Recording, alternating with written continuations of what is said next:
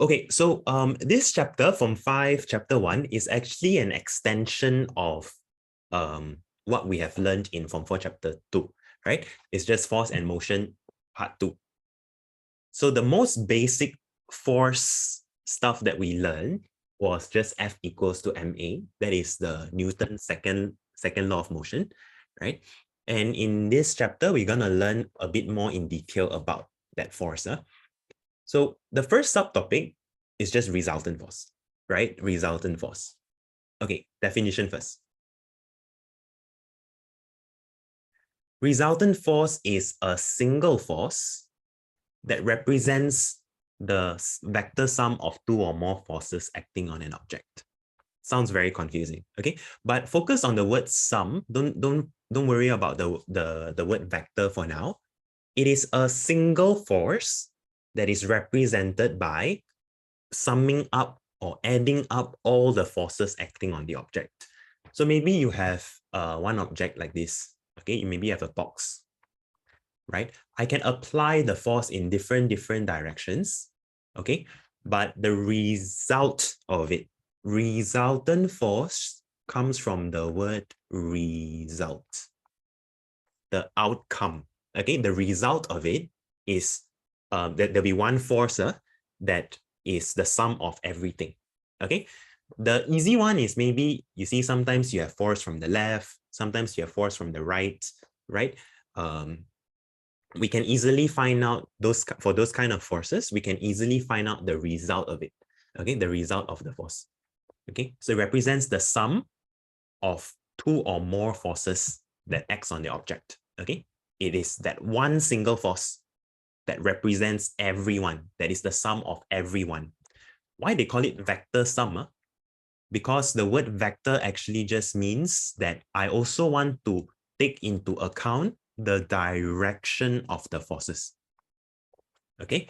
Because I believe you guys would agree that if I have a box, okay, and I push 20 Newton to the right side, and I push another 50 Newton to the right, the result of this is not the same as having another box, okay, and I push 20 Newton here and 50 Newton here. These two, they are different, right? So the vector means that we need to also take into account all the direction, okay? Take into account all the direction, right? Because they are clearly different, okay? One is in total, you get 70 Newton, or that's the result of it. That's the resultant force.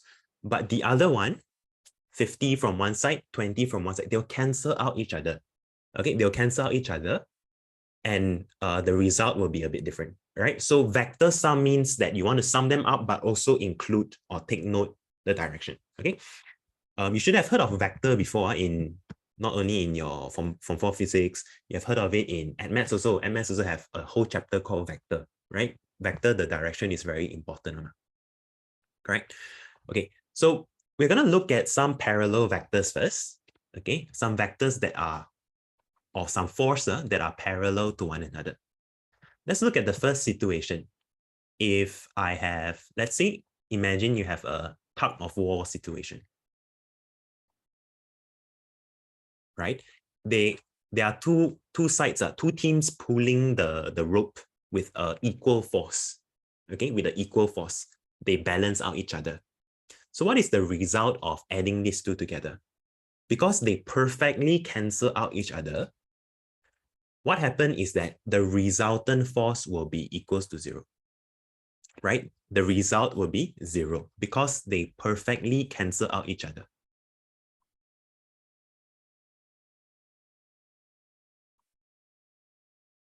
Right? But what if the force here is stronger than FB is stronger than FA? FB is stronger than FA, right? Then the direction of the resultant force will be to the right side. Okay? If you find it hard to imagine, then a very easy way is you can put in some numbers. You can put in some values. 50 Newton, let's say.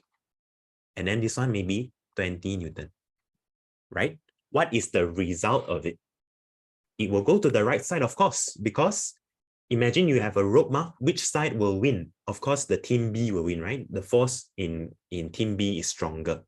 right? The 50 Newton is stronger. So the result goes to the stronger force, right? So you can kind of say that the direction, right? The direction of the resultant force is towards the stronger force.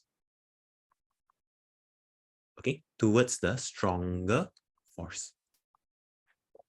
Okay, then the next one is, what if the force A is stronger, right? The left side is stronger. Same thing, maybe I put 50 Newton here and 20 Newton here.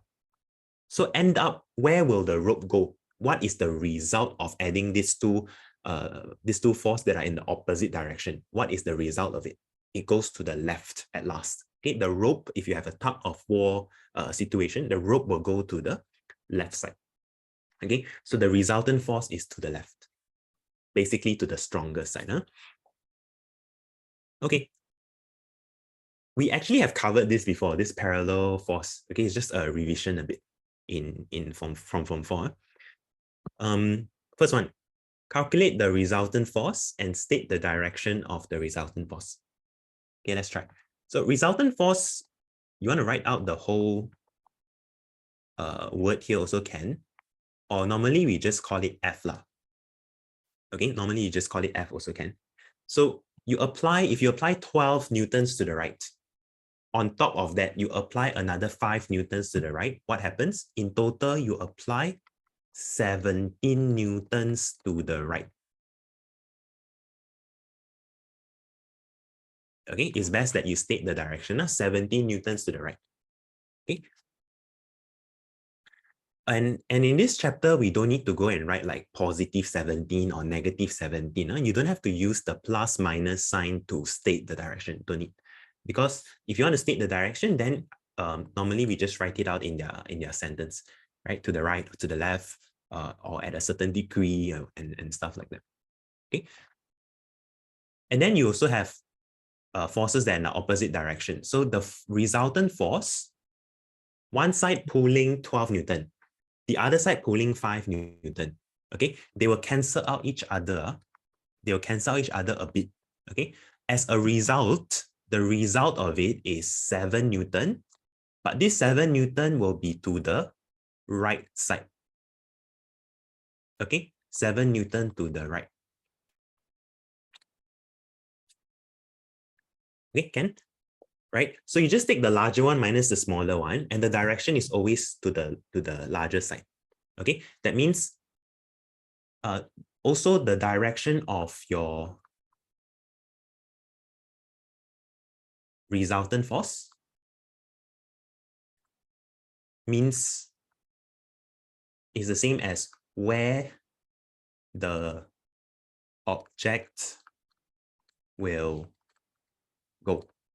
Okay, the result is where the object will eventually go. It doesn't go to the left because the right side is pulling stronger a bit, right? So eventually it goes to the right side, right? So the direction of the resultant force is also where the object will follow and move.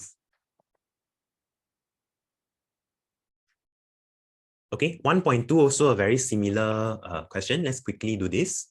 A horse pulls a cart with a force of 500 Newton. Okay, the horse is pulling. A farmer applies 200 Newton to the cart. Calculate the resultant force for both situations and state the direction. Okay, so the farmer applies 200 Newton, but the first question here is that the farmer helped the horse a bit, is pushing together. The other one is the farmer tried to stop the horse maybe. Okay, the direction is to the left, opposite. So the resultant force here, okay, the resultant force here is the original 500 from the horse. On top of that, the farmer also helping the horse. So it's total 700 Newtons.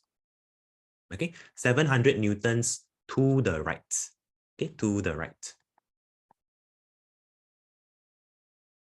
He's trying to help the horse, so it goes faster a bit. Second one is minus. You are trying to stop the horse.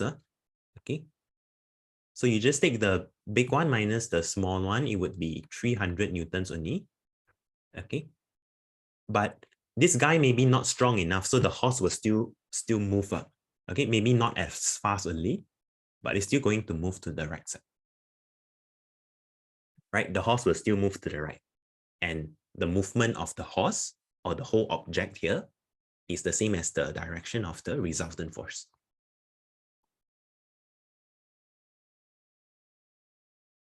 So this one is just revisiting what we have learned in Form 4. Okay. Parallel vectors.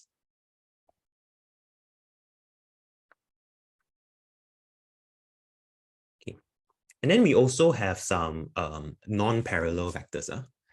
What if I have an object? Okay. But then two person is trying to pull from different directions here. Okay, two person is trying to pull in different direction. So at last, right, where will this object go? What is the resultant force and its direction? Okay, in this case, I think you guys can imagine that if one person pulls 6 Newton here, another one pull 8 Newton there, the object, right, will eventually follow a path that looks like this. Okay, the object will follow a path that looks like this. And that path is also the direction of the resultant force. Okay, that path is also the direction of the resultant force, right? So how to find out actually, right, is you can, you either draw it out like this, okay, you either draw it out like this, okay, where you complete the whole rectangle, or you can look at this diagram here, this one.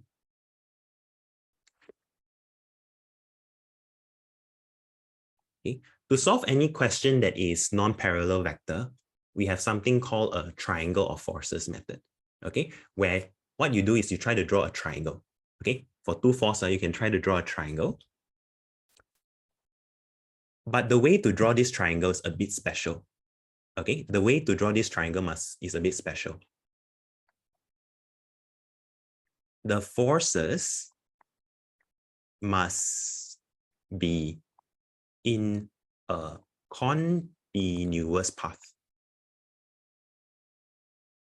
Okay, your force must be in a continuous path. Okay, what do I mean by that? We focus on this triangle first, this one. So say if I draw the 8 Newton, right, to the right, okay, and this is our starting point. This is where I started, this point, right? After, you imagine it's like literally having a person walking to this point. And then after that, it must be a continuous path, meaning your 6 Newton, if you want to draw, it will be continuing here like this. Okay, you'll continue walking here until you finally reach here. And that last point is our final destination, right? Is where you end your journey. Correct. So you can see what I'm talking about when I say continuous path. Because some people, they will draw the triangle looking like this, right? They will say, okay, I start walking from here, walk. And then suddenly I teleport back here and then I walk here like that. This is what I mean by not a continuous path. Can see the difference? Okay, continue means you walk, and you continue walking. Not continuous means you walk, and then suddenly teleport back and then draw your 6 Newton. So the triangle of forces method, you need to draw the forces in a continuous path. Okay, some people, maybe they don't want to do the 8 Newton first, 6 Newton first also can, but that one later I draw for you. How my resultant force look like is actually very simple. The resultant force will just be connecting starting point and your end point. Connect your start point and your end point, that is the resultant force. This is where your object will travel. This is how your object will travel. And also, you can even get the direction of how much, at what angle is it traveling at, right? You can even get that angle, okay, by doing some calculation maybe. Okay, or if you draw it out in a piece of paper, maybe you can use your protractor to even measure it. Okay, right? So the resultant force is just connecting start to end point. Let me draw for you if we did 6 Newton first. Okay, let's say my starting point is here. If I want to do 6 Newton first, it will look like this. Maybe it go up like this, 6 Newton. Remember, you must continue walking. You cannot teleport back. So you walk, walk, walk until here. And then you continue your 8 newtons. This is your endpoint, right? The starting point to your endpoint is what we call as the resultant vector. The direction, very important. I keep on saying starting point to endpoint because there'll be some people that will draw like this. End to start point. That one wrong already, right? It must be starting point to endpoint. And also it is moving in a continuous path. Okay, it's moving in a continuous path. Do you notice that these two purple color resultant vector look exactly the same? Okay, these two, this one, and just now we draw this one, they look exactly the same. They are both pointing in the same direction and they are parallel. So however, whichever triangle, whichever force you start off first, as long as you follow the rule where you need to continue like this, then you'll be fine. Okay, the resultant vector will look the same, right? And normally, okay, I'll just leave this here. Normally, right, when you draw this out, to calculate the resultant force, right, you can actually go and draw it on a piece of paper. Okay, say like this diagram. You can actually go and draw it on a piece of paper and say like maybe 6 Newton, you want to draw as 6 cm. Okay, as 6 cm. So maybe you go and want to do it very accurately. We can use a compass. Okay, you measure 6 cm and then you cut, right? And then you measure with your protractor 90 degree, and then you measure 8 cm and then you cut here, right? You can draw a triangle and then 8 cm here. If you did it very accurately in this drawing, you can just use your ruler to go and measure how long this is. If let's say this is 10 cm, it means that it is 10 Newton, right? So this is something that you need to know, okay? This how to draw thingy is something that you need to know because it is in the textbook. But if you ask me, do they ask you to normally draw out the scale drawing? Usually not very common. Okay, I don't normally see it in the exam questions. But just be prepared, okay? Because maybe in the first term exam, they might want to test you, I don't know, right? But it's really not very common. They don't really test you on how to draw, but it's in the textbook. So just make sure that you know I can actually draw it with a proper scale and use my ruler to measure, and it will be the actual force really. Okay, and then if I want to find out the angle, I can also go and use the protractor to go and measure. Okay, I can use protractor to measure what's this angle, or let's say I want to find out what's this angle, I can go and find out. Okay, right? So right now I just want you to know that it is in a continuous path and how the resultant force look like will do. Okay, later we'll do some practices. Okay, let's look at a more complicated situation. What if I have a force that is in a certain angle, like this plus like this? Okay, let's try to make it a continuous path first. So first of all, I'm going to draw F1. You can start with F2 also can, but I'm going to start with F1. Let's say F1.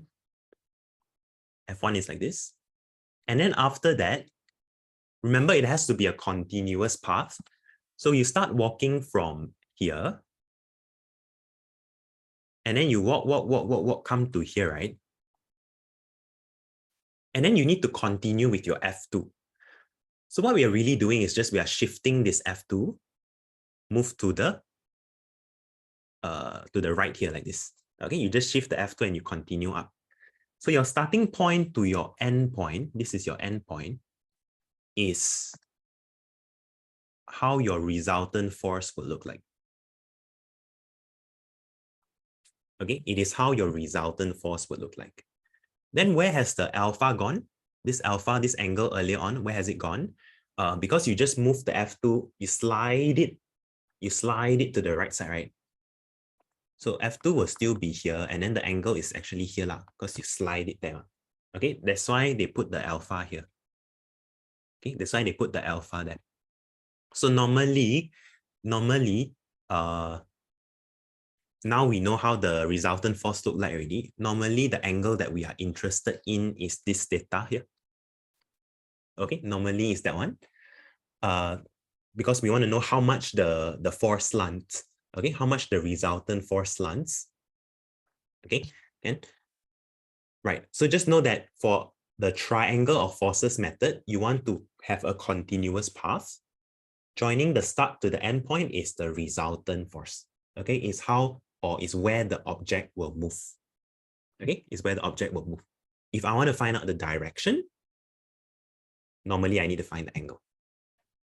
Okay, next one. There is also another method which you have to know, which is called the parallelogram of forces. The name very simple. One is called triangle, one is called parallelogram. Means you need to draw parallelogram now, right? So for parallelogram, you don't need to move anything, and it doesn't have to be a continuous path. Don't have to, okay? So you just let it stay as it is, right? You just let it stay as it is, and then you go and complete the parallelogram will do. So like, let's say this one is, maybe it is 8 Newton, right? Okay, and maybe you are drawing it as 8 cm. Then here you draw another 8 cm line.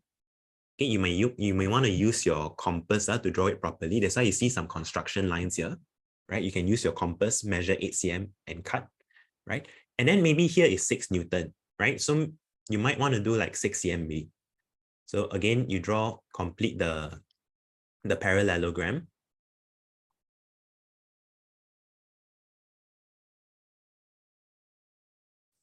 Okay, so take a look at, maybe I use this second diagram. Take a look at this diagram. F1 is here. This red color one down here is F1. Whatever you copy and paste on top, right, is also F1. Okay. I want you guys to write this out, this F1, F1. And then this one is F2. Therefore, this one is also F2. They look the same, right? In AdMaths, also the same. If you have the same parallel vector look exactly the same, they should be the same vectors, okay, or the same force. So like this lah. How do I know where is the resultant force? This is the question that a lot of people will start asking. How do I know whether is it like this, like which one is it, and where does it go? Left, up, down, left, right? Like how do I know which one is it? You look for a corner point. Okay, you look for a corner point where everything is it's a starting point for both of the forces. Okay, you look for a corner, either this corner, or this corner, or this corner, or this corner. Okay, where everything started from, right? Where we start walking from. You will notice that at this point, I have a person starting to walk, and I also have another person starting to walk here. Right? So they will walk, and then walk, and then reach here. This one also the same. Walk, and then walk, and then reach here. Right? So again, it is connecting the starting and the end point. It's just that the starting and the end point now may be a bit confusing because you got so many corners, right? So normally the starting point quite easy to find out, right? It is a point where everything started from. Okay, the point where the two humans started to walk. That is the starting point. Okay, it's very important to know how your resultant force look like. And that is the whole purpose of learning all this. So it's starting point to end point. Okay, starting point to end point. That is the resultant force. Okay, normally we want to know how much it slants, the theta, right? So that we know the direction of how much it slants. Okay, right. Before we do some questions, so far, is anyone confused about how to see the resultant force? How to see the starting and end point? Is everyone okay with the start to end point one? For the resultant force. Okay, can right. So Now we'll try to do some questions, okay? For each of the following, sketch the diagrams to obtain the resultant force using the triangle of forces method. Okay, we're going to use this one. And also the parallelogram of forces method. Hence, determine the resultant forces and their direction. Now they ask you to sketch some diagrams. Normally, maybe in your school practice book, your teacher may ask you to properly go and draw it on a paper, properly use your ruler to measure. This one, like I said, it could be 8 cm, or maybe you want to do 1 cm as 2 Newton. Every cm as 2 Newton, then maybe you can draw 4 cm and 3 cm. Up to you. The scale is up to you, right? But I just want to do a sketch here, because I know a lot of people will say they don't have protractor, they don't have compass, this, that. But just drawing it out, at least know how it is done. Okay, like I say, honestly speaking, they don't really ask you to draw an exam. But who knows? It's in the textbook. They can totally ask this. So at least have some exposure on how it looks like. Okay, so let's draw the triangle of forces method first.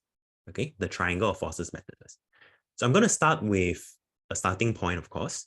And I'm going to draw my 8 Newton. Okay, let me use a straight line. I'm going to draw my 8 Newtons. You want to start with 6 Newton also can. Okay, that is 8 Newtons. Then remember, for triangle of forces method, you started walking from here, walk. You need to make sure it is continuous. Okay, so I'm not going to put my 6 Newton jump back to here, cannot, because I cannot walk and then suddenly teleport back. Okay, get what I mean? I must walk and then continue walking some more. So now I'm going to add on the second force, 6 Newton like this. Just agak, you don't need to go and measure. This is just a sketch. Okay, it's just a sketch. So that is our end point. This is where you end, right? This is where you started, right? You go down and connect the starting point to the end point. This is how your resultant force will look like. Okay? This is how your resultant force will look like. Okay. Because later on they will ask us to calculate the resultant force and also their direction. Therefore, this angle is the direction that we are interested in. Okay. Normally we say like, okay, let's say if this one is 30 degrees, for example, if this one is 30 degrees, and then let's say this force is, let's say 20 Newton, for example. Okay, how do we state the direction? Is that we will say 20 Newton above the horizontal line here. This is the horizontal line. Okay, like 20 Newtons above, sorry, 20 Newtons at, my bad, 30 degrees above the horizontal. Okay, we'll do this in a bit, but I just want to show you that the angle is the one that will tell us how is that resultant force traveling. Okay, so that all these values I just simply put on it, but later we will go and calculate. Yeah, if you want to do 6 Newton to be the starting point, Pavitra can, no problem. You can start with 6 Newton first also. Okay, if you start with 6 Newton, it will look something like this, 6 Newton, and then you travel, continue 8 Newton like this. Okay, the start to the end point will look like, this, which is exactly the same as this. They look exactly the same. They should be traveling the same way. Okay, so that is the first method. Now we're going to do the parallelogram one, right? I don't actually get a parallelogram because it is a rectangle if you complete it. So for parallelogram of forces, it's simpler a bit. You have the 6 Newton. You also have the 8 Newton. Okay, we know that this is the starting point, right? It's where everything started from. So what you need to do is you just need to go and complete this parallelogram, meaning you copy the bottom force and paste it on top. The 8 Newton, you also paste on top here like this, 8 Newton.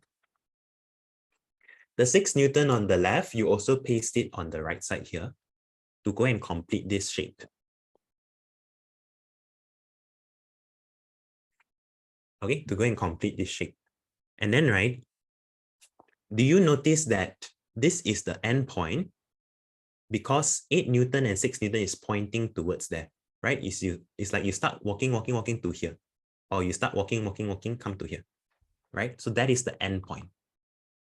You go and connect from start to end is our resultant force. And you see not look the same or not, these two. So whichever method also, it should be the same. Okay, it should look the same. It should have the same length. If you do it in a proper drawing, it should have also the same angle. Okay, now let's calculate it. Okay, let's calculate what is the resultant force. So remember, just now I said I can actually go and use my ruler, compass, protractor to go and properly draw this out, right? I can actually go and do a 6 cm, 8 cm, 8 cm, 6 cm, and what I need to find out is this F, right? So if I can draw it like that and go and measure with my ruler, you might probably, to those of you who are good with your Pythagoras theorem, you might most probably get a 10 cm here, which represents 10 newtons, right? So that is the reason why we can just use our Pythagoras theorem to calculate the force. Okay, just look at this triangle. The force will just be 6 or 8 squared plus 6 squared. Okay, just Pythagoras theorem. We're looking for the hypotenuse. And that makes it 10 newtons. That's your resultant force. If you draw everything properly, like let's say 8 cm, 6 cm, you go and measure with your ruler, it should also be exactly 10 cm, okay, which represents 10 newtons.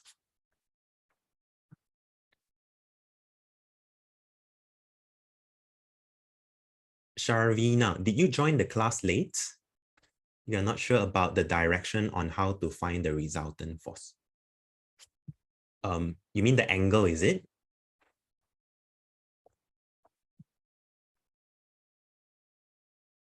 Okay, the angle, I'll get to it. Okay, but where the force is pointing is very simple. Starting point to end point.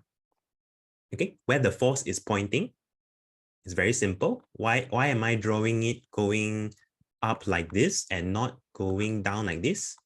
Okay, I didn't say that the force is like this because I'm connecting from, you must join the starting to the end point. Start to end, not end to start.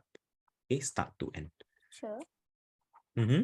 So if I start from the 6 Newton, and then my starting point is 6 Newton, and then my ending point is the 8 Newton down there for the second picture of the triangle. So that means my arrow goes downwards, is it? No. For the resultant force. You mean like this? If I draw the same as the second one, the second diagram. The rectangle? Beside the teacher. The second diagram, the one teacher drew the F where the arrow is above, goes above. This one on top? Not sure. Okay, so the second, okay, the first diagram the teacher drew A, B, A. or C? A teacher. Okay, Yes. so if my starting point is the 6 Newton there. Okay, I draw exactly like this. So the starting point is the 6 Newton there, and then my ending point is the 8 Newton, which is right beside the theta. So does the resultant force, the arrow goes downwards? Oh no. Take a look at the arrow. How can you start from here? If you start, imagine you are walking. I don't want to walk in the opposite direction. I have to follow the direction of the 6 Newton one. I have to follow the direction of the 8 Newton one. Okay, if you are confused, that means you are not drawing it in a continuous path. I believe you probably missed the first part when I explained this. Okay, that's why you get a bit confused. Notice that when I draw earlier on, I did one force at a time. You want to start with 8 or 6 also can, but you can only start with one at a time. 8 Newton first, so be it. But this is where I started. You see not the arrow. This is where you start walking from, and this is where you walk towards, and then you need to now continue a second force come up like this, 8 Newton, sorry, 6 Newton.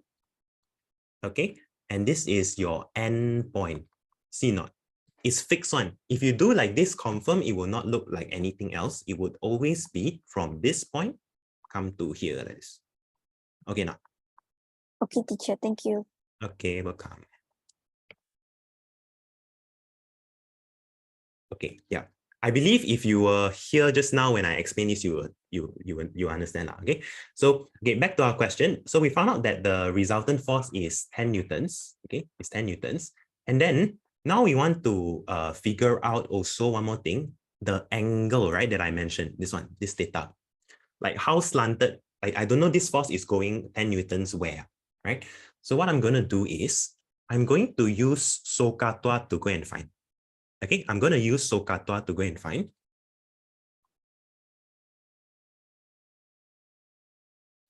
Right? If you are not very good at SOHCAHTOA, first thing you should do is to label your hypotenuse. Okay, hypotenuse, which is the one opposite to the 90 degree. That's the hypotenuse. You should also go and label what is opposite of the angle. That is the opposite side. And then also the adjacent side here. Adjacent means next to. Okay, adjacent means next to the angle. Okay, now you learn this in Form 3. Okay, you learn this in Form 3.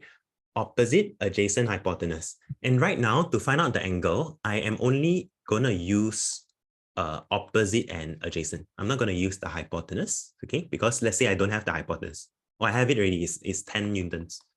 Yeah, but let's say I don't want to use this. I want to use the original question one, 6 and 8. Okay, so I'm going to use TOA tangent. It's going to look like this. Tangent of the angle. Okay, it's O over A. If you do cos, it will be cos of the angle equals to A over H. If you do sine of the angle, it is going to be, okay, this shouldn't be unfamiliar to you. You guys should have seen this before. So tangent theta is opposite over adjacent, 6 over 8. Theta would therefore be, you just press in your calculator shift tangent of 6 over 8, you will get the value really. 36.87 degrees. Okay, and this angle, this 36.87 also, we have to state what is the reference point. Like 36.8 is talking about from where. So you need to say 36.8 degrees, 36.87 degrees above the horizontal. Okay, above the horizontal line. You know how horizontal line looks like, right? It looks like the x-axis lying down like that, right? Above that line, 36.87 degree above that horizontal line. So now I know exactly that if I apply 6 Newton like this, 8 Newton like that, how will the object eventually look like? What is the result of these two forces combined together? When we combine them, it will actually just be 10 Newton in that direction. That direction is 36.87 degrees above the horizontal line. Yeah, so the theta is at the same place, Yunan. Okay, the theta is at the same place. Right, they are both the same angle. So whichever diagram you look at, it should be the same answer, right? So if you want to state very properly the whole thing in a proper sentence, you could say that this is the resultant force is actually 10 Newton at 36.87 degrees above the horizontal line.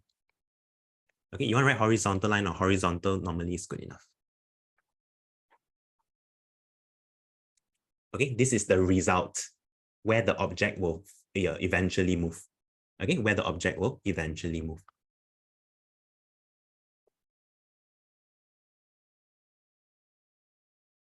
Okay, the next one is The next one is this.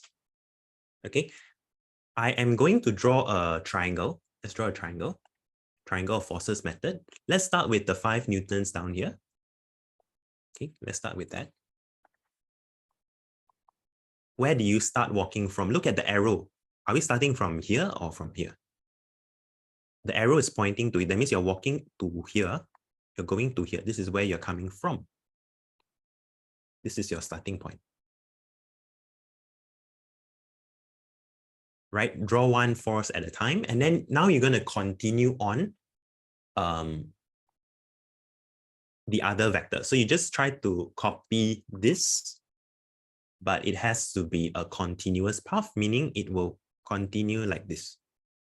Okay, it should slant roughly the same way. And this is where it ends up, right? You start walking from here, walk, walk, walk, walk, walk, and then go up, walk, walk, walk, walk, walk, and then you end up here. Ta-da, right? So connecting the start to the end point is your resultant force. Okay, is your resultant force. Question is, where has the 120 degrees gone? Where has the 120 degrees gone? So if you just copy this, this one, you just copy and you drag it or you slide it to the other side, it will come to here. That was what you did. Right? So the 120 will be here actually. You see not? I just slide it, go to the right side. Okay, so you can draw your 120 degrees here like this. Okay, you can draw your 120 degrees like that. Okay. Now I'm gonna, before I do anything else, I'm gonna do the parallelogram force diagram also. Okay, parallelogram of forces method. And later on, I'm gonna find out the F and also this angle here. Okay, but let's draw the parallelogram first. So parallelogram is easy. You just have to go and copy paste left side, right side, copy paste left side, right side like this. Okay, let me draw it out properly a bit.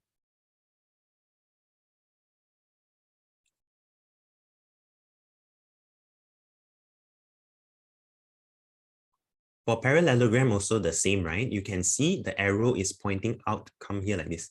That means you are walking this direction. You're walking this direction also. There's 2 person walking now. Okay, 2 person walking. So it all starts from here. This is the starting point. There should be no confusion of the starting point. Okay, then you copy paste your vector or your force to the other side. Okay, you copy paste your force like this. This is just a sketch. You don't have to use ruler to measure 5 cm. It's just to give you the exposure so that you know roughly how it would look like if I were to draw it with a compass.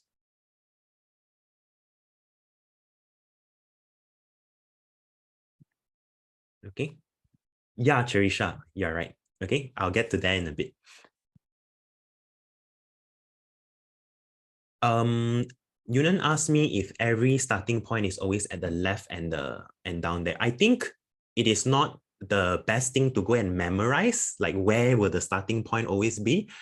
In my opinion, it's quite logical, right? It's quite logical that you can see where the arrow is branching out from. Like, right, where is it coming out from? That is your starting point. Most of the time, yes. Most of the time it's on the left and bottom point. Okay, but I don't want to say 100% is always there. Okay, use the logic to see it is better. Okay, right. So you can see the arrow walk until here, right? This is where you end up. So that is our endpoint.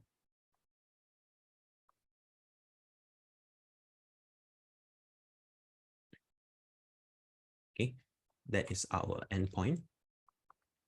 So let me connect again. You can see the 2 purple color force should look exactly the same, right? So whichever method, the triangle of forces or parallelogram of forces should be same. The angle that we are interested in is normally this one as well. Okay, but we also know that, we also know that this one is actually the 120 degrees right here.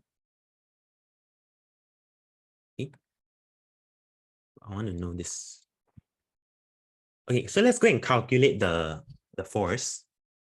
Okay, like Trisha told me just now that she realized that this triangle is a special triangle. Let's see why. Okay, let's take a look why. Let's do this together. Let's calculate the force. Can we go and find out what is this green color angle first? Okay, what is this green color angle first? Yeah, Jason 60, correct. Okay, 60, not 80, Pavitra. You need to go and take a total of 180 minus 120. You'll get 60. Okay, 60. So this is 60 degrees. Right. And then remember that 5 Newton is something like 5 cm like that. I can actually draw a scale drawing. So what happens if you have an isosceles triangle? Here also 5, here also 5, and here is 60. What would you do? Right? I believe you guys should know at this point how to go and find these angles, right? Okay, all this should be very, very basic maths. I'm going to take a total in a triangle, total angle in a triangle, minus that 60.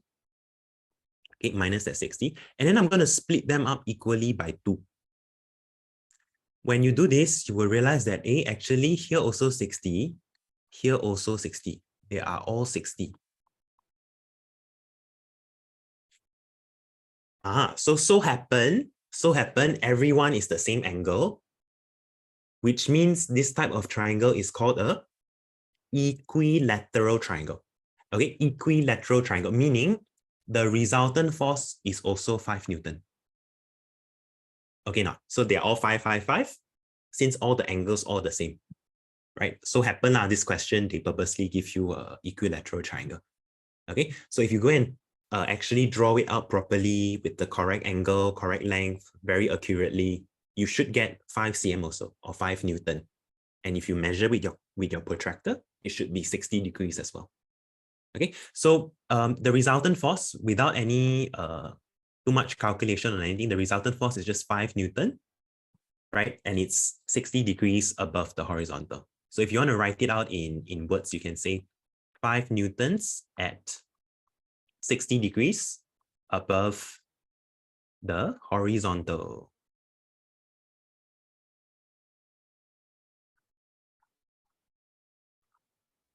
Okay.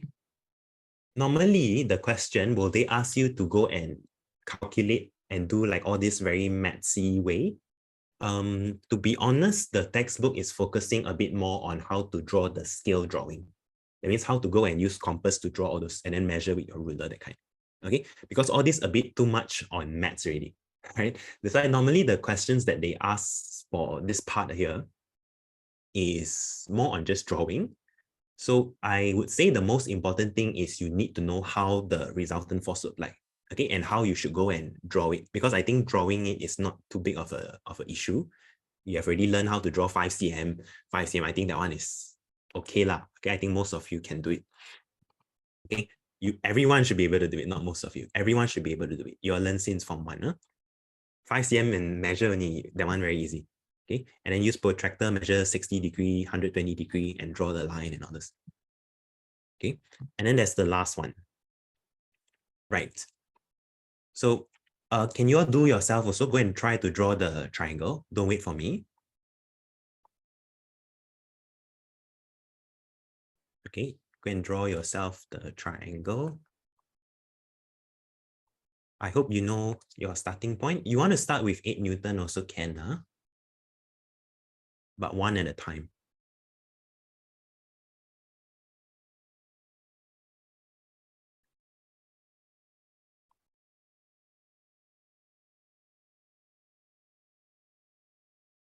Okay.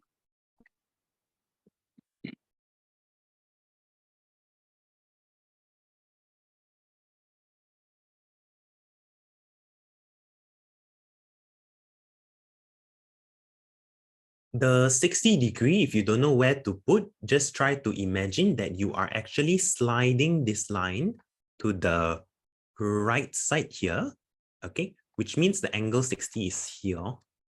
So that if you want to put your 60-degree, actually it would be right here. Okay, actually it'd be right here. Okay, let me also go and draw the parallelogram one. Parallelogram one is easy to imagine. You just complete the whole diagram like this. Okay, so 10 Newton here, 8 Newton here. Right, let me just replicate this properly.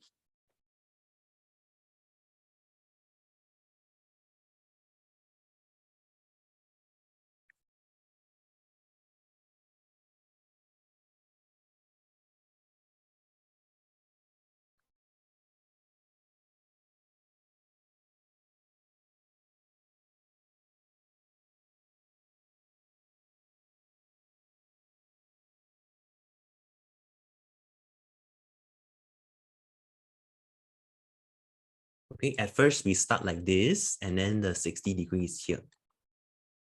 So this was the starting point at first. Okay, you can really see a person's trying to walk like this.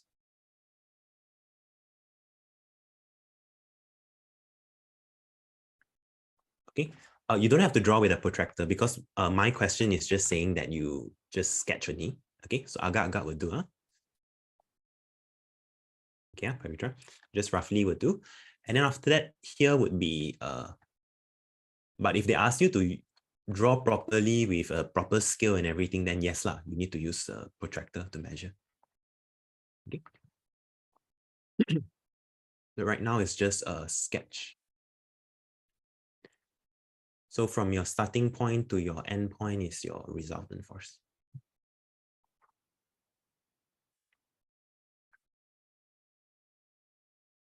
And then actually I'm interested in this angle right here. Like how much the resultant force is slanting. Okay, I'm interested in that angle.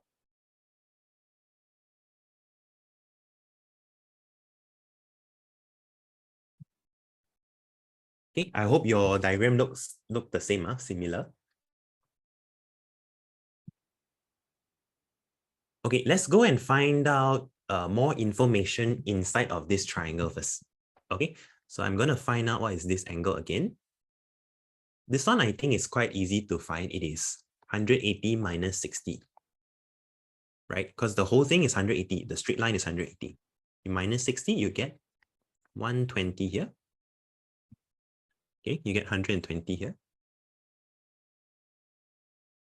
I can't use Pythagoras theorem, right? Or I can't use SOHCAHTOA, right? Because it is not a right angle triangle. Only right angle triangle, you can use those two. Okay, Pythagoras, SOHCAHTOA, you can only do by using, if it's a right angle triangle. Does anyone have in mind what else? Yeah, Sean said maybe we can use sine rule. Yes, maybe can. Sine rule maybe can. But let's say if I want to find out the F, okay, the F.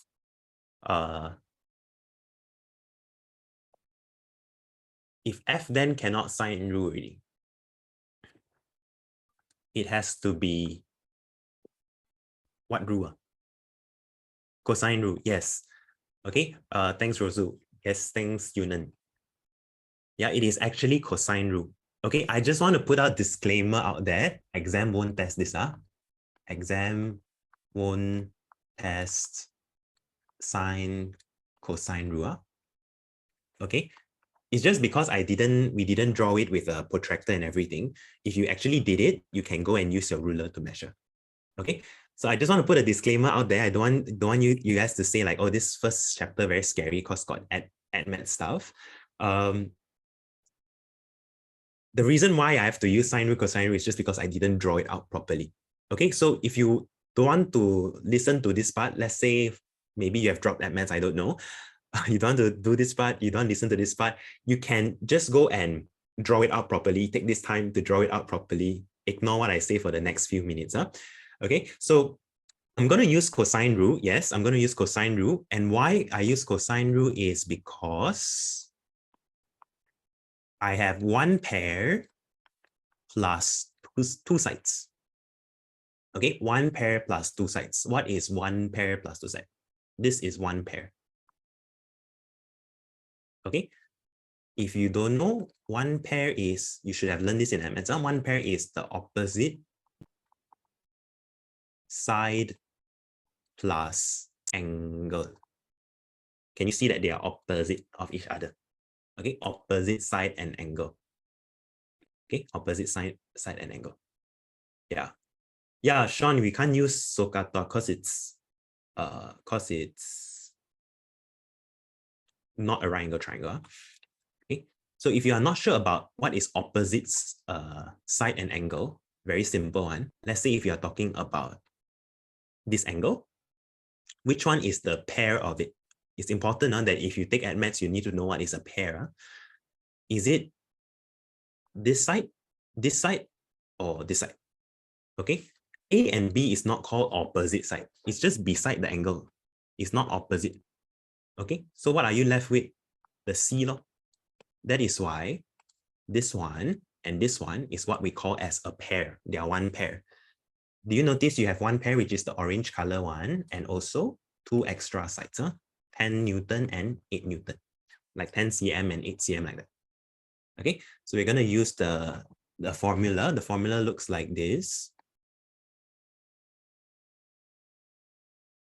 Okay, again, the whole purpose of this question is not to scare you. It's just to give you an exposure that actually the things that we learn in MS, actually we can apply here also.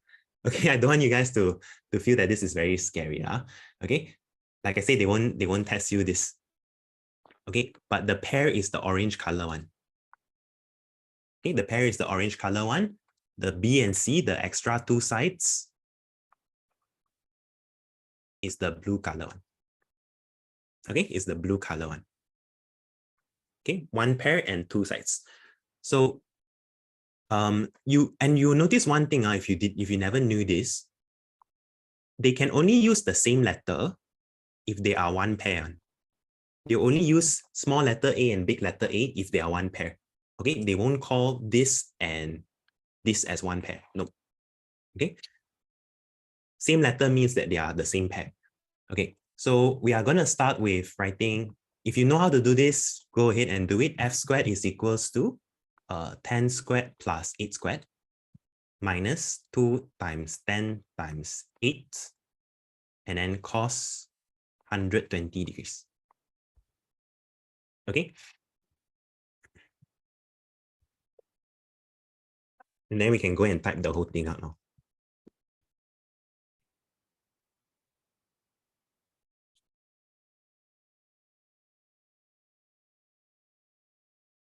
So move the square over, you get square root of that, which is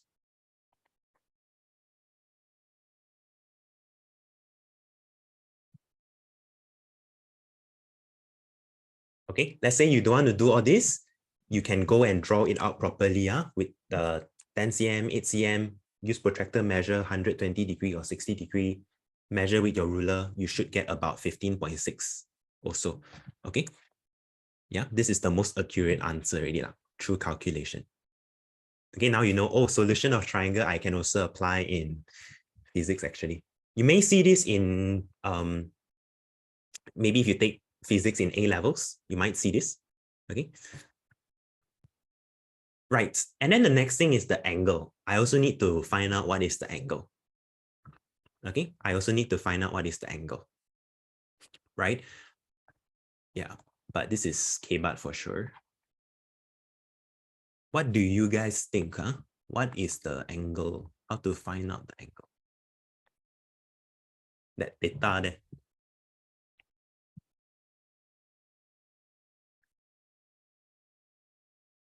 I think we can use sine rule. Okay, I think we can use sine rule. When can I use sine rule? When I have two pairs. Sorry, when I have one pair plus one more pair. Okay, earlier on was one pair plus two sides. Now is one pair plus another pair. Right. The first pair we know is the orange color pair already. The next pair that you know is the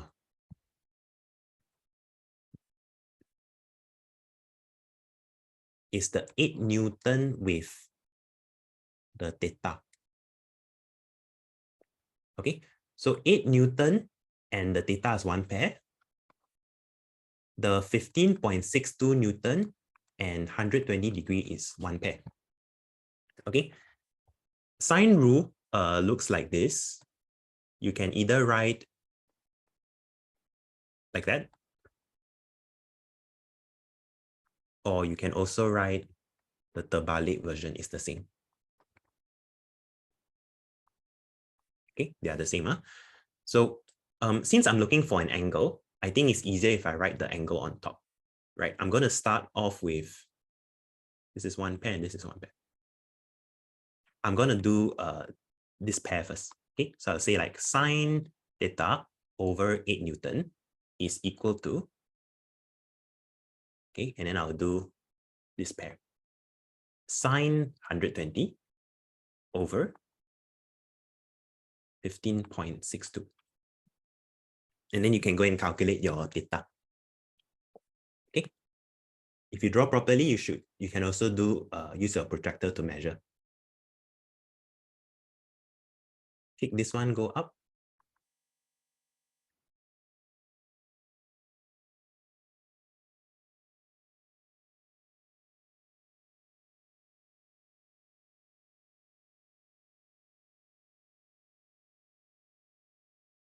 You will get 26.33 degrees. Okay, 26.33 degrees. And oh, I've already shift sign, sorry. Okay, so wait,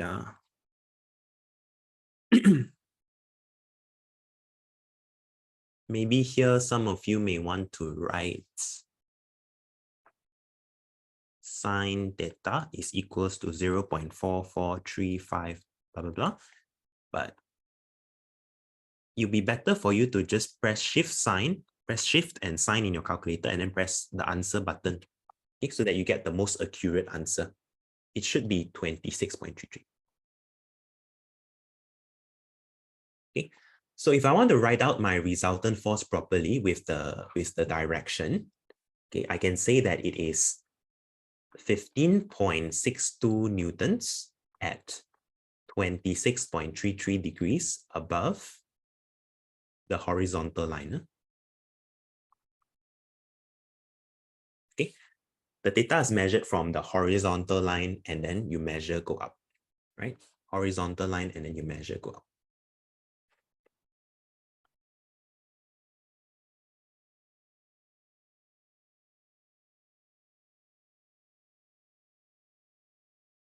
Again, disclaimer, they don't ask this one. You just need to know how to do the drawing. Actually, that one is more important. Okay, I just wanted to give you guys a bit of exposure lah, right? That you could actually do it the maths way as well. Okay.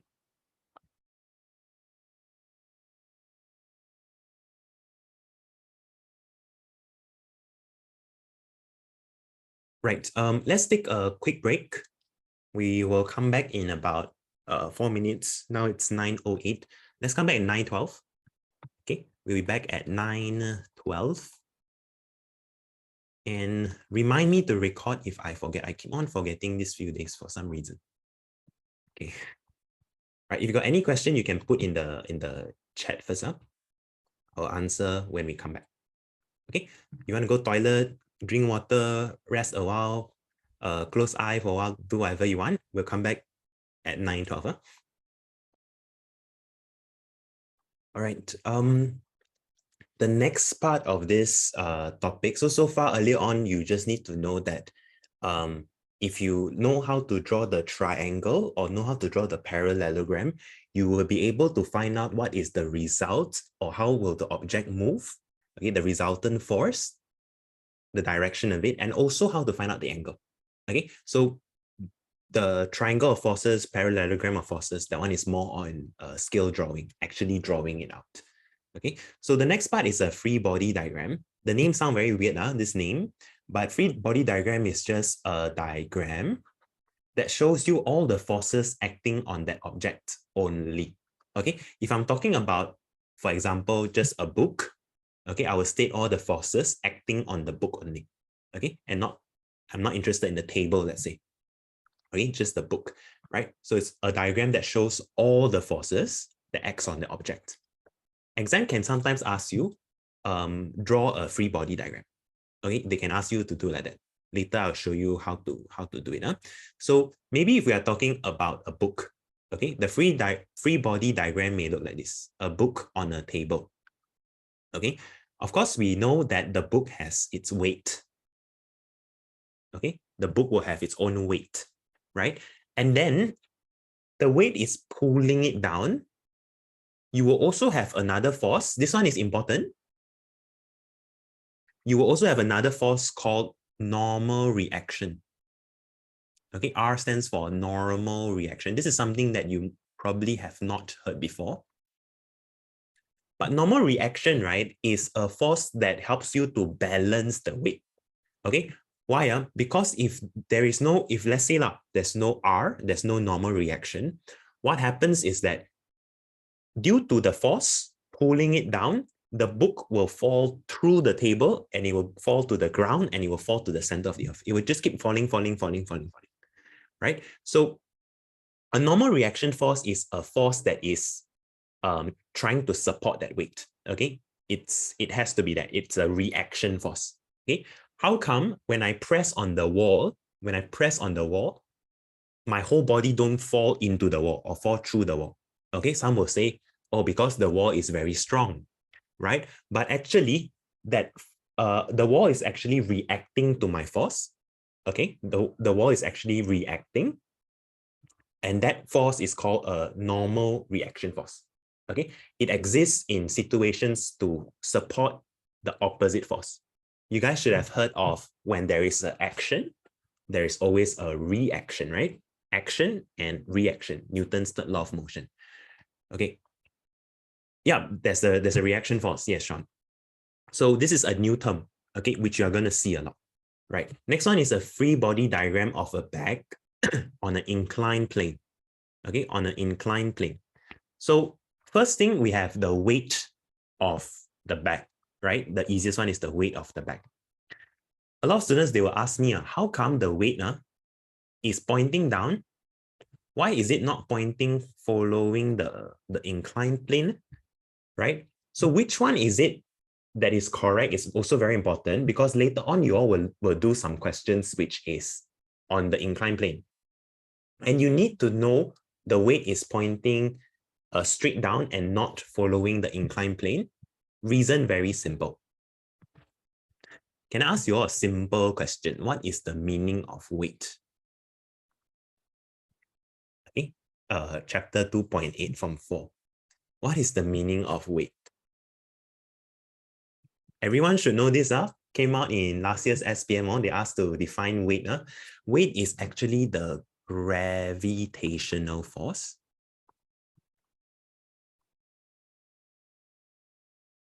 acting on an object. It is the gravity. It is the gravitational force that acts on an object. Very good, Sajana. Okay. Charisha also correct. Gravitational pull to the earth. A better word to use is force. Force, right? But it's an attraction force, so you can say pull is actually acceptable. So where is your center of the earth? Your center of the earth is, okay, let me draw a proper earth. Okay, let's say your earth is like this. It is pulling to the center of the earth. Therefore, it is always pointing down to the ground. It is not pointing slanted like that, right? Because your weight is always pointing to the center of the earth. Okay, we learned that the gravitational force is always pulling to the center of the earth and not sanging like that one, right? So therefore, the force, this weight is always to the center of the earth.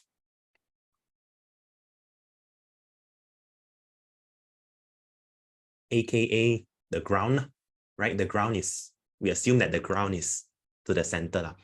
Okay, and then there is a normal reaction from the inclined plane here, right?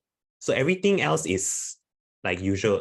It is normal reaction to this surface, right? Or else it will just fall through. So there is a reaction upwards. There is also a reaction that is this way.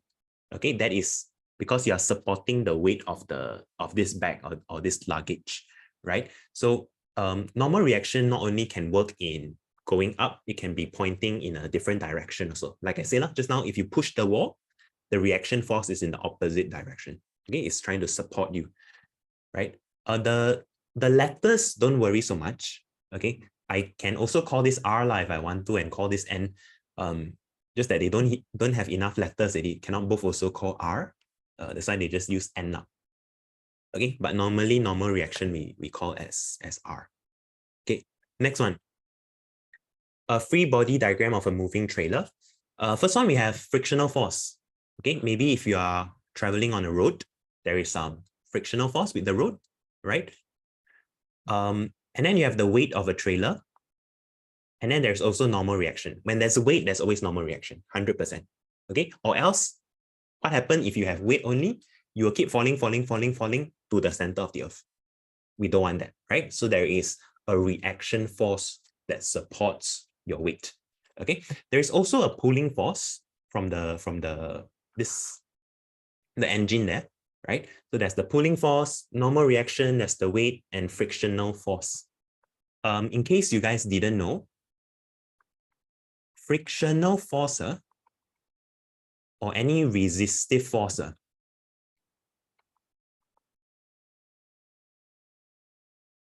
okay, or any resistance force is always acting in the opposite direction of motion.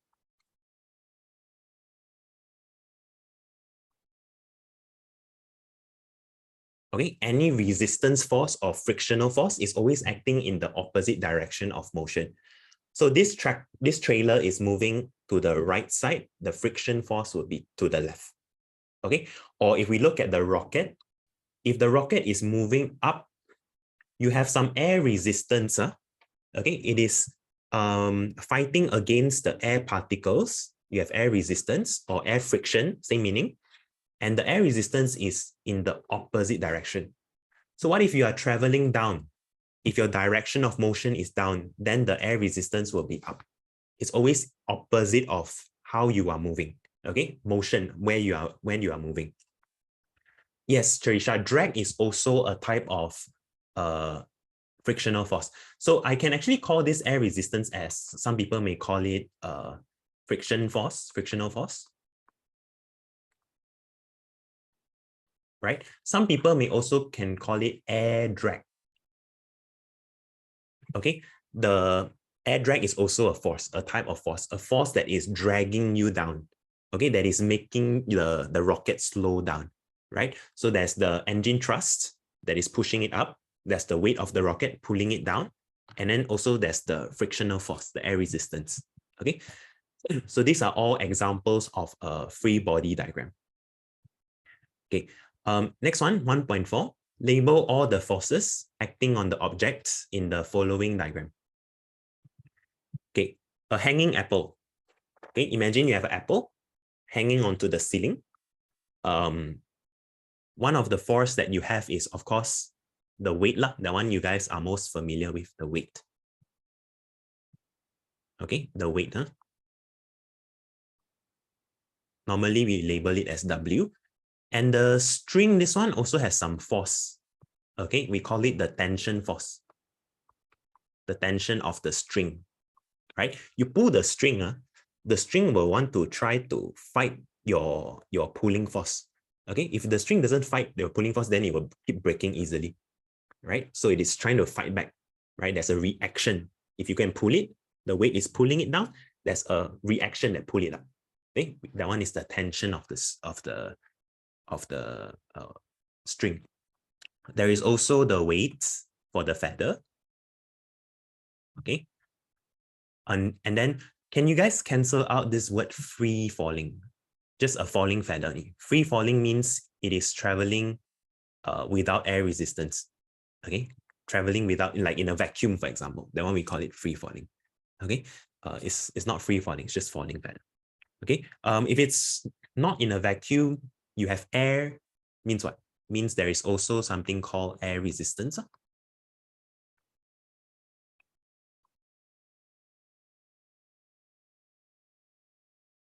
Okay, some people may want to call it reaction force, but I don't think reaction force is a suitable name here. Okay, it is air resistance or air friction. A flying eagle. Of course, the eagle will have its own weights, right, which is pointing to the center of the earth. And then trying to push forward. Okay, normally if a car has an engine, we call it engine thrust. This one is, we just call it a thrust will do. Let's call it T for thrust.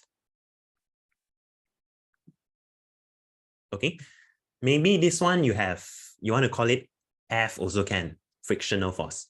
Or you want to call it D also can, air drag. Okay, air drag. Right? Or you want to call it R also can, resistance force, air resistance. Up to you. Okay, there's no like one certain answer. As long as the force that you label makes sense, then okay. Like Sharisha asked me what is thrust. Thrust is a pushing force normally. Okay, like in a car, we say that we have engine thrust. Engine thrust is the force that helps to push the car forward. So your bird, right, is this eagle, not bird. That sounds very wrong. Okay, this eagle actually need to apply some force so that it can fly forward, right? So that forward force normally is called thrust. Okay, like engine thrust. And then also there is, maybe I call this the lifting force.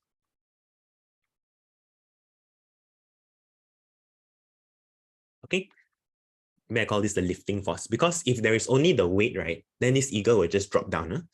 So there is a force where the eagle tries to balance its weight so that it can maintain in the air like that. Or else it will just keep on falling down. Okay.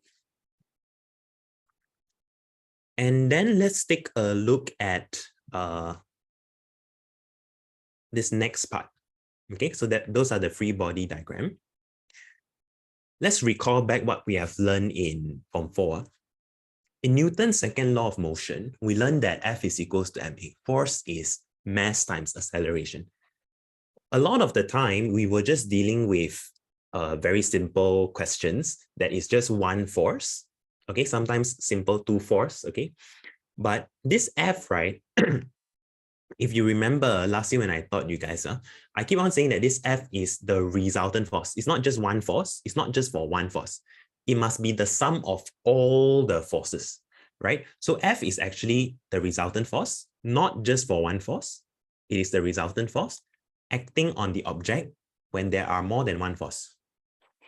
Okay, so this F here, you must include all the force, the resultant force.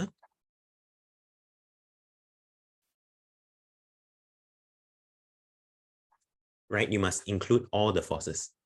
Okay, let's take a look at the free body diagrams of a car in various states of motion.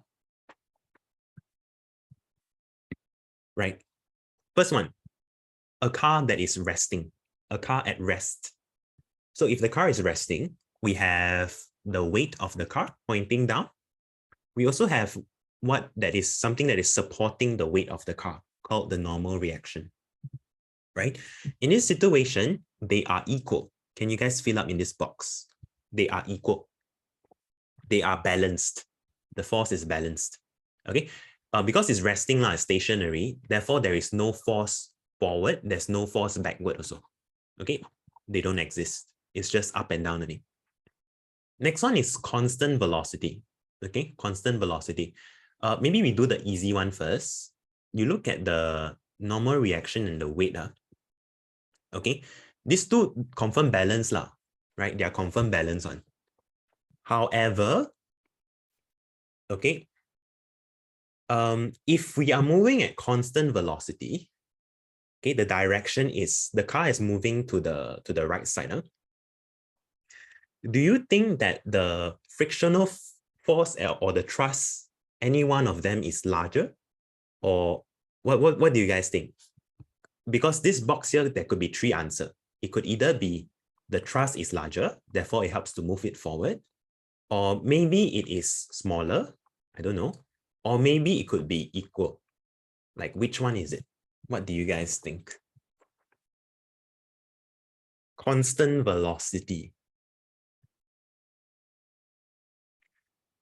Normally we say that, okay, so somebody say that is larger. Somebody say that's larger. There's people who say that it's equal. Okay, so there's some people say larger, some people say equal. So let's say that you guys know that it's not less than. Less than is the one that is confirmed out. But let's see which one is correct. Normally I say the resultant force. Okay, the direction of resultant force follows the direction of motion, right? Okay. This statement is generally true. This statement is generally true. Direction of resultant force follows the direction of motion. But a better version of it is acceleration. Okay, actually the resultant force follows the direction of acceleration. When you have constant velocity, are we accelerating or not? Are we actually accelerating or not? No, yes, very good. Because constant velocity means same speed. Okay, it means same speed. If you are in your parents' car, same speed only. Okay, accelerate means what? Become faster. Okay, accelerate means speed up. Speed up. We are not speeding up. Acceleration is 0 here. When there is no acceleration, there is no resultant force. How come? Resultant force is equals to MA. Okay, resultant force is equals to MA. So when A is 0, resultant force will also be 0. Okay, when there is no resultant force, meaning what? Meaning the forces are balanced. Okay, when F is 0, when resultant force is 0, means the forces are balanced. They are equal. They balance off each other. The two forces, they are not stronger than the other. Okay, it's like having a 50 Newton pulling here and 50 Newton pulling here kind of situation. They are balanced. There's no one side that is stronger than the other. Can you understand? So these two at rest or constant velocity, because A is 0, right? That means the thrust actually is the same as the frictional force. Okay, this one maybe you can star it. A lot of exam questions will like to trap you on this. Okay, they will put constant velocity and put the value there, and then you will know that, oh, it's moving to the right, moving to the right. Don't get too excited. Moving to the right does not mean that the force to the right side is stronger. Not all the time. Okay, you need to look at the acceleration.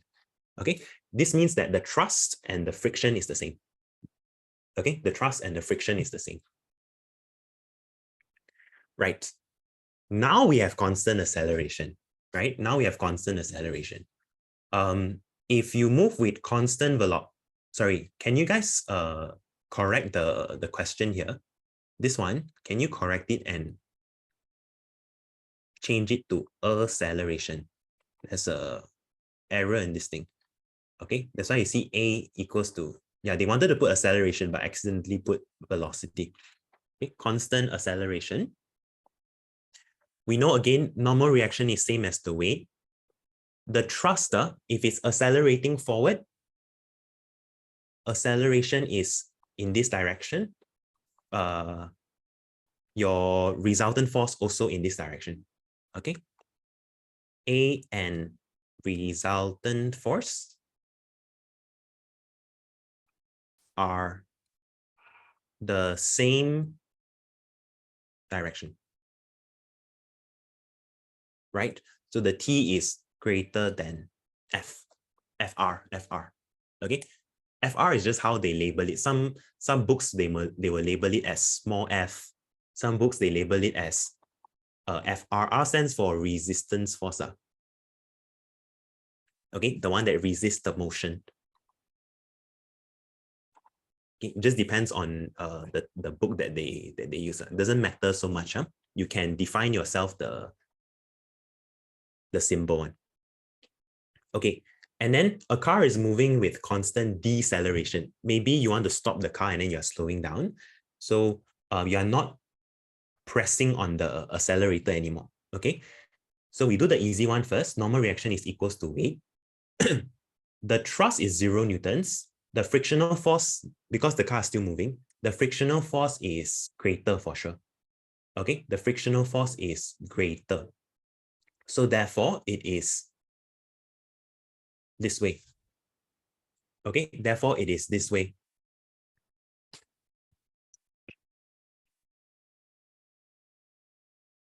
Right? -2 actually means what? Actually means the acceleration is here. +2 at least. Okay, -2 to the right is the same as +2 to the left. Okay, it follows the direction of acceleration. Your resultant force is actually moving here.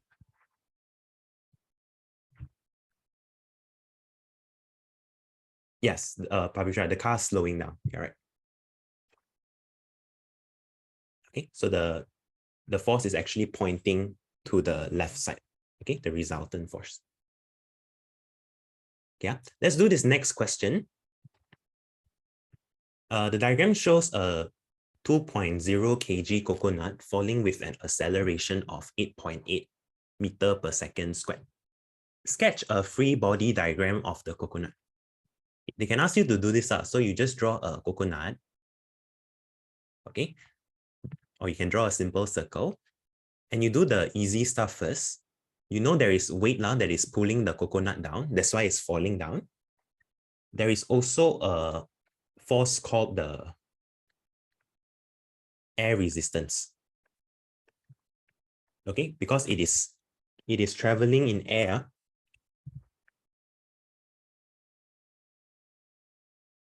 Right, it is traveling in air, so there's air resistance. So this is it. There's only these two forces. It doesn't go to the left or right. Okay. Right, then it asks us to calculate the resultant force acting on the coconut. Resultant force, the formula is simple. You have learned this before. F equals to ma. Okay, the coconut is going down at this 2 kg coconut is going down with an acceleration of 8.8 meter per second squared. Right, so you can just times the mass times the actual acceleration of the coconut, 8.8. You will get 17.6 newtons. Okay, 17.6 newtons. And then they ask you to state the direction of the resultant force, right? The force, the 17.6 Newton is pointing downwards, okay? The resultant force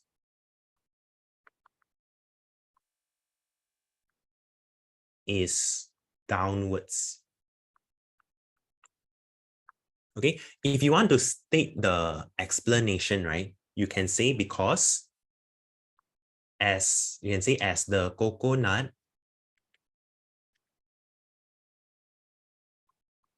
is accelerating downwards. Okay, the force is following the acceleration one. Your direction of acceleration is pointing down, it's accelerating downwards. Resultant force also the same way. Yeah. Part D, calculate the magnitude of the air resistance acting on the coconut. Okay, this is something that we will do a lot more later on. So like you see like this, we have a resultant force, F. And resultant force, right? Like if I want to find out the actual force of it,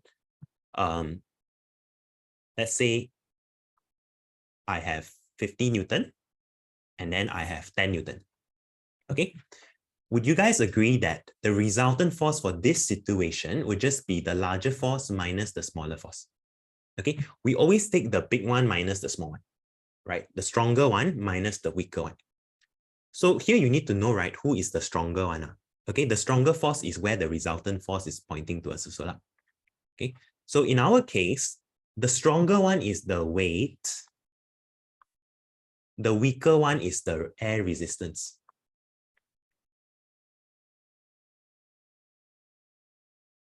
Okay, that is how we find out the resultant force. We will take the stronger force minus the weaker force, right? So that difference, because they will cancel out each other, they are going in the opposite direction, right? Like this one, you will know, okay, it's 40 Newton, but it's pointing down, right? So same goes to our coconut situation. The resultant force is W minus R. What is F? F is equals to the resultant force you have calculated already, 17.6. Okay, or you want to write F is equals to MA again, also can. The weight is what? Weight is equals to the mass of coconut times G. Okay, G is your gravitational acceleration. And then R is what we are looking for. We are looking for the air resistance. Okay, so I can rearrange a bit. Right, I can rearrange a bit. The mg is just what? 2 times 9.81. The MA is what you have calculated earlier on. Okay, so you just put in here, I don't need to calculate again.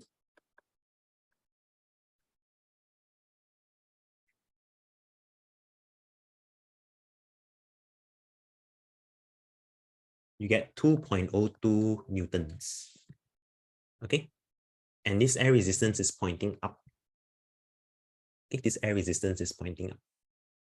And you will know your answer makes sense because, right, the weight is actually just now I calculate mg, right? The weight is actually 2 times 9.81, which is 19.62 Newton. Okay, this is actually the weight of the coconut, right? If there is no air resistance, let's say this coconut travel in a vacuum, then it will just fall straight down, right? There's no air resistance, travel in vacuum. It will just fall straight down at this acceleration, right? At 9.81, right? So in that situation, the resultant force is just the weight, okay? But you can always check and balance back. Okay, you can check back and see, since we say F equals to W minus R, okay, F was 17.6. The weight I found out is 19.62. The air resistance is 2.02. You see, the resultant force is memang 19.62 minus 2.02. It is the same thing. Okay, so that is the reason why you need to know how to write this out. Later on, we'll do a lot of practice on how to write the resultant force, so don't worry. But it's really just big force minus small force. Big minus small.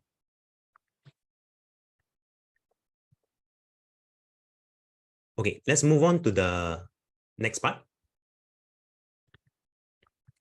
A boy inside a lift is standing on a weighing scale. The weight of the boy W acts downwards and the normal reaction acts upwards. Okay, wait. So we have a first situation here where it is zero acceleration, meaning it could be stationary or it could be uniform velocity. Both also A is equals to 0.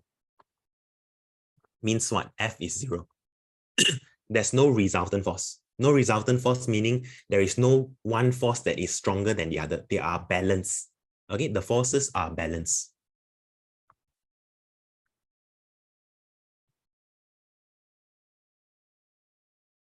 Okay, there's no stronger force. I can't get a result after summing them up because they are perfectly going to cancel out each other. So in this situation, resultant force is equals to 0. And that's when we also know that, oh, actually the R is equals to the W. They are the same. Okay, the R is equals to the W. And then we look at the second one, right? This second situation, the leaf moves upwards with an acceleration. The whole leaf is moving up. So resultant force is upwards, but the question is now, who is the stronger force and who is the weaker force? If your whole lift is moving up, accelerating up, not only moving, accelerating up, it means that this is the stronger force. Okay, that's why it is accelerating up because it's pulling up very fast. It's stronger, and this is the weaker force. Okay, now you look at where is your acceleration. That is also the direction of your resultant force. That is also where your stronger force is, because the stronger force is the one that will give you the resultant force, right? It's the same direction one. So my resultant force is just the stronger R minus the weaker W. F is R minus W. Now we change the last situation. The leaf moved downward with a certain acceleration. So this time it's accelerating. And you can see they also purposely put a longer arrow. It means that if you are accelerating downwards, the stronger force is now down here. The weaker force is now up here. Okay, therefore it is W minus R. That's how you find out your resultant force. Very important, this one. Very, very popular. Okay, very, very popular. Your resultant force is pointing down. The stronger force has to be here. Okay, it's just big minus smaller.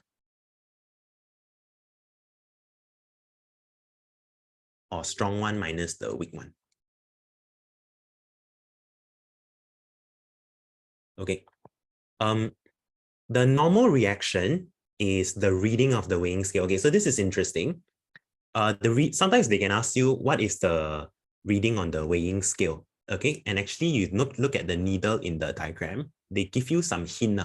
Okay, they actually gave you some hint. There is a reason why the normal reaction will tell you the reading of the weighing scale. It's because imagine that you're standing on the weighing scale, right? The weighing scale is actually supporting your weight.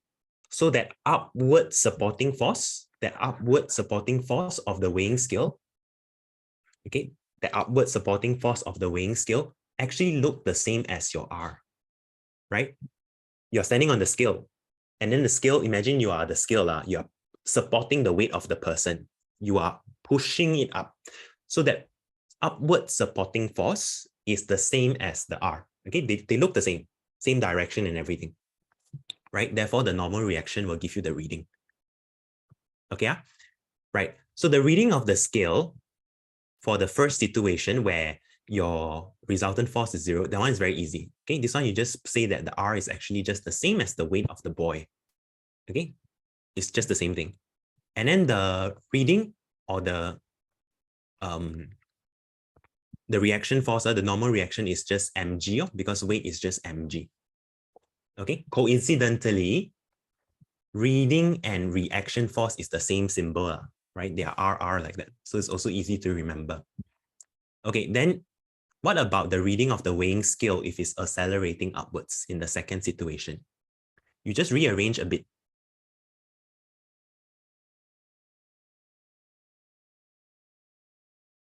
Okay, equals to R. So R is F plus W, or W plus F also can. Okay. Oh, it says my internet connection is unstable. Okay, if you miss whatever I said, it comes from here, and then after that, you just rearrange to get your reading of the weighing scale. The normal reaction is the reading. Okay. The last one, just rearrange also. Okay, I'm going to move the R to the left side. It is W minus F. Okay, W minus F. And I can open the, I can write out the formula for F, which is MA, right? Resultant force is MA. And the weight is actually mg, right? This one also the same. I can write out weight is mg, force is ma. Okay. Last part. So now they ask us to fill up the blank space in that last column here, last row here, sorry. The reading of the weighing scale is actually the same as the weight of the boy. Is the same as. Okay, you fill up this one, it's the same as the weight of the boy. The answer just lies here.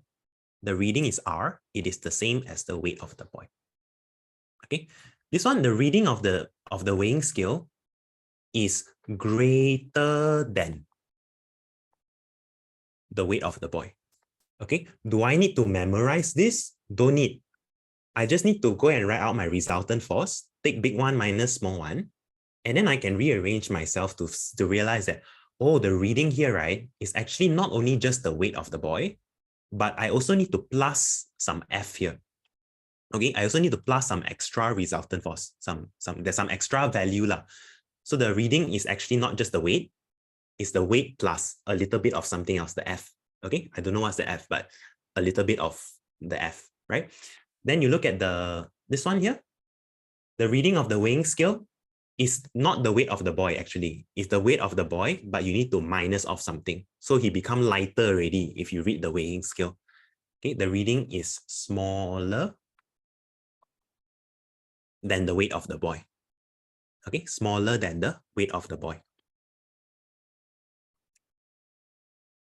Can I? Right? Can we do the next two questions really quickly? Okay, quick one.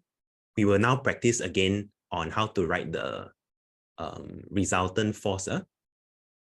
The diagram shows a man standing on a weighing scale in a lift, which is accelerating upwards at 2 meters per second. They ask us, what is the meaning of acceleration? Okay, let's quickly write down first. If you can recall, formula is like this. Okay, formula is like this. What is V minus U actually? Change in velocity, right? I take the final velocity minus the initial velocity. I'm teaching you how not to memorize everything. I look at the formula, I also know, or I can also figure out myself what is the definition of acceleration. This one is what we call as rate, right? You divide by time. Normally, we can use the word rate. So acceleration is actually the rate of change of velocity. Okay, this one is revision. Okay, part B, they say F is the resultant force that acts on the man, W is the weight of the man, R is the normal reaction. On the diagram, label the forces of W and R. So you just draw down, that is the weight, and then you draw up, that is the R. Okay, the weight and the R, that one is easy. Part 2, write a general equation to show the relationship between F, R, and W. Okay, so the resultant force, they want you to relate F, R, and W. F is resultant force. Okay, the lift is accelerating where? Going up. Going up means what? There is a stronger force that is pulling from the top. Okay, there's a stronger force that is pulling from the top. Keyword, stronger force from the top. That's why it is accelerating up. Okay, that means R is stronger, W is weaker. Again, don't memorize. Don't need to memorize. I always just see who is stronger and weaker, then I would know the resultant force. Okay, so it's just R minus W. F equals R minus W. That's the answer for part 2. Okay.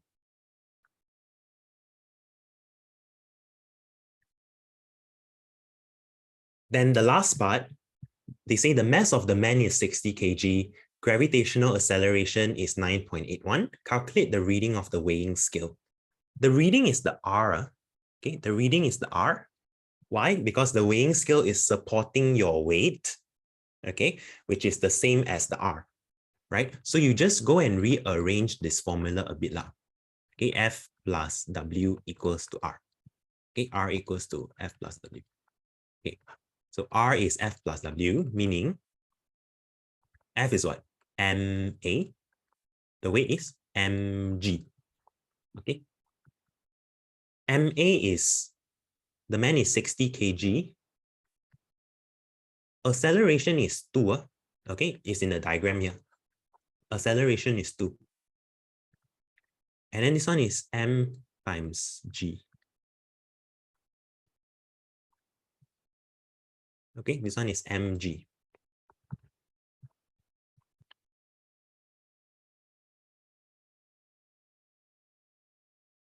So adding them together, you get 708.6 newtons. Right, 708.6 newtons. You can see that the reading is going to be greater than the actual weight because you add W and also the F. Okay, it's not just W only, W plus with the F. And it makes sense. I don't know whether this is logical for you, but imagine you are standing on a scale, okay, on the weighing scale, and the leaf is going up. When the leaf is going up, but you're standing on the scale, you are pushing the scale even more down, right? You're pressing on the scale even more because the whole leaf is going up. Okay, the whole leaf is going up. You're pressing on the scale even more. That makes the reading heavier or greater. Okay, if you don't understand whatever I just said, it's okay. You understand this one, can you? Okay. Right, one last question and then we can go. Because in Tuesday, I actually did until 1.8. So at least we do until 1.7. So the progress is roughly not too big difference. Let's see. A boy of mass 50 kg inside a lift. Okay, this guy is 50 kg. Calculate the weight of the boy. Let's do this. Okay, weight is mg. If they never mention, we always use g as 9.81. Okay, but some questions maybe they will say use the g as 10 meter per second squared. Then you just follow lah. Okay, but if they didn't mention, just always use 9.81.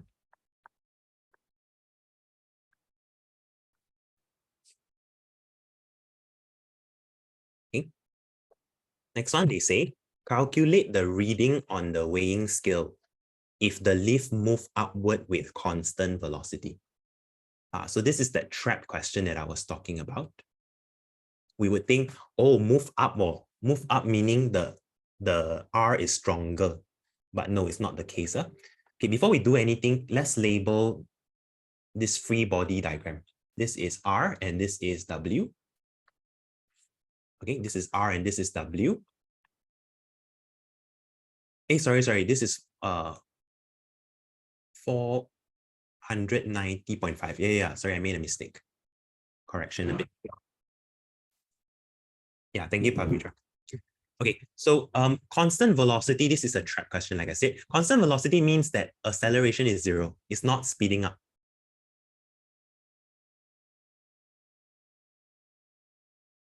Okay, meaning resultant force is 0. Meaning the reading is balanced with the weight. Okay, the weight is, just now you found out already, 490.5 Newton. Okay, so the reading is just 490.5. Okay, what if they say accelerate upwards with an acceleration of 2 meters per second squared? Remember, when you want to calculate these kind of things, you always write out the resultant force first. Accelerate upward. Who is stronger? The one pulling you up is stronger. R is stronger than W. Big one minus small one. Okay, you want to find out what is the reading, the R. You will take F and then you move the W to the left. Okay, so F is what? F is equals to MA. W just now you calculated already, 490.5. Okay, if you haven't calculated, then you just put mg.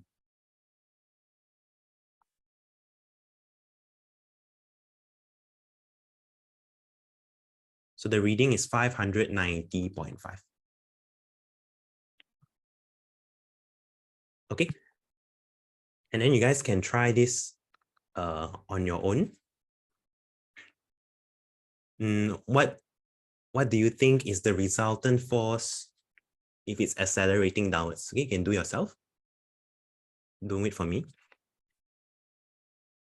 And then the last one also quite interesting if it's free fall.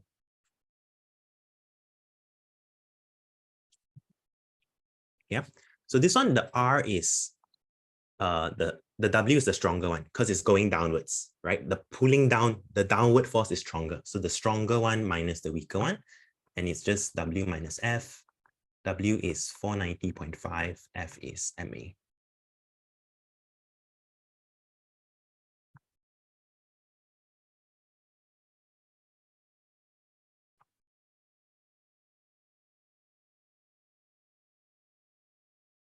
Remember to write the units, it's Newton. Okay, last one, and then we are done for today. The lift undergoes free fall as the cable snaps. Oh, I think this is everyone's worst nightmare, to sit on a lift and imagine the cable breaking off. Okay, I think that's everyone's worst nightmare. So, but what is the resultant force? Okay, we would think that because it's accelerating downwards, free fall means 9.81, accelerating at 9.81. Okay, it means that the W is stronger. Okay, the W is stronger than the R, right? And if the lift is very heavy, we can ignore the air resistance because the lift is so heavy, it's just going to fall straight down at 9.81 meter per second squared. Okay, so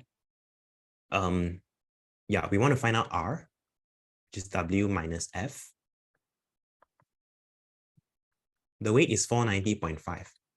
But when it's free falling, acceleration is 9.81, meaning when you do your MA, right, it is 50 times 9.81.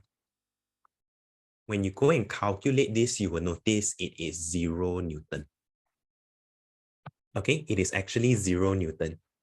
Like I said, there's no air resistance anymore because you're just falling according to the gravitational acceleration, free fall. Okay, 9.81. This is what we call as the person is in the state of weightlessness.